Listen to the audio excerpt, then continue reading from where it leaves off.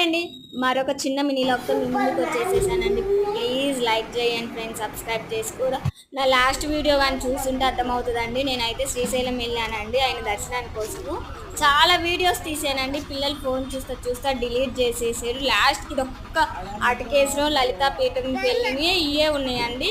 కానీ నాకైతే చాలా అంటే చాలా అయ్యవారి దర్శనం 2 సార్లు చేసుకున్నానండి. అంత జనాలు లేరు, ఏమీ లేరండి. అర్ధగంటలో అయిపోయిందండి నా దర్శనం అయితే. అందరమి అసలు చాలా వీడియో తీసాను. పాపం పిల్లలు తెలియక డిలీట్ చేశారండి. అందుకే ఇదొక్కటే పెడుతున్నానండి. ఇంకా అటకేశ్వరంలో ముందు పెట్టింది శ్రీశైలంలో అటకేశ్వరంలోనే కదండి ఆయన కాలు మోపింది. అటకేశ్వరం కూడా చూసుకొని ఇంకా అక్కడ అన్నీ చూసుకున్నాక ఇక్కడ చిన్న చిన్న గుళ్ళు కూడా విజిటింగ్ చేశానండి. చాలా అంటే చాలా ప్రశాంతంగా అనిపించింది. ఇక్కడ మాత్రము ఆ పిల్లలు లేని వాళ్ళు, పెళ్లి కాని వాళ్ళు ఇట్లా ముడుపులు కడితే కంపల్సరీ జరుగుతుందంటే అక్కడ నమ్మకం. మనం అందరూ నమ్ముతాం కదండి. కానీ కోతులు బీభత్సం అంటే పిల్ల చేతుల్లో కూడా నెయ్యి కూడా లాక్కొని తింటున్నారు.